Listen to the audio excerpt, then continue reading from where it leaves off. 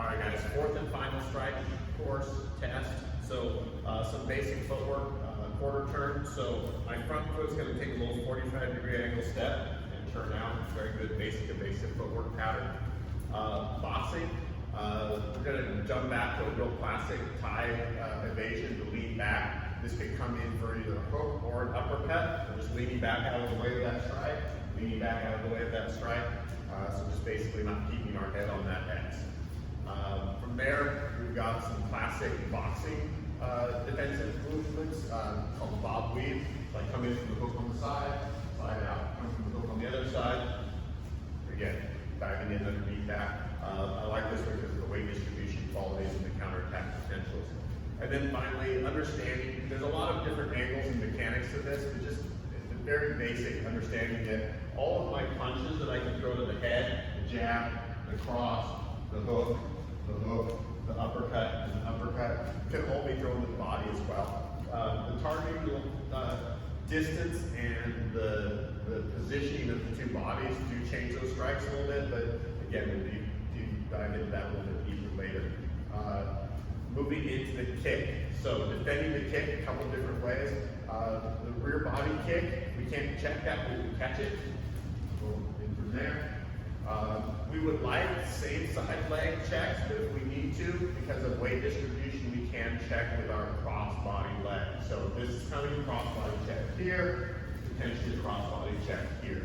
Again, not my favorites, but you need to do what you need to do to be able to defend on those kicks. Outside leg kick. So targeting outside of the kick, stepping in, hitting. The defense for that would just be a simple check. Go in through there.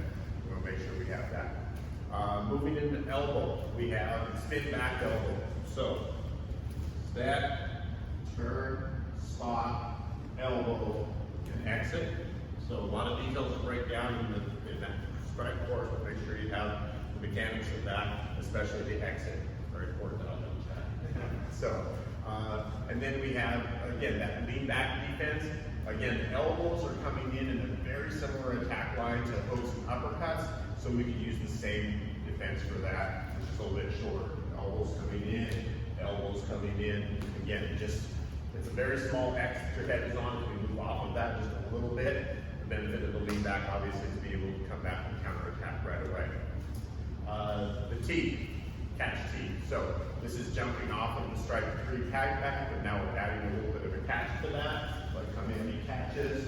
This will work on either leg with the exact same technique. Then finally, we're getting into some clinch work. If my opponent has the inside of my neck, I have a couple of choices.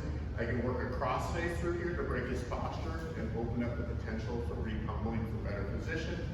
If for some reason I can't do that, I may control the elbows, dive under, and start to work through a body lock. So either one of those are possible.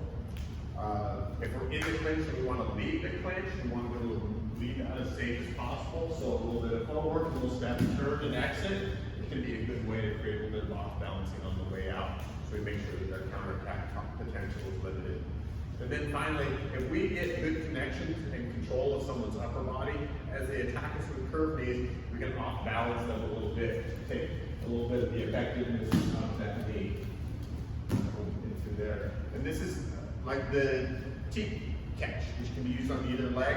You can pull either direction. So previously it was lifting my leg, but if I come up, you can also pull that down. So on either side, if you can lift it up too much or pull it down too much, there's a perfect zone where I want to be to strike. If you can take me out of that zone, I'm effectively countered. So that covers all of our, we have one more? Oh, knee under the cross. Let's roll back. I forgot about the curved knee. So, thank you. So, curved knee, attacking from inside, opening up, hitting. We've seen this in other chapters on the knee, but I feel like it's very important to the point where it gets a little bit of duplication. And then finally, knee under the cross. Simultaneous counter, my right hand comes in, boom, there it has the knee. So, great. Thank you for catching my bad eyesight. So, that's going to cover all of our strike four material. That will conclude the course. Make sure you know all four, and then it'll be time to move up to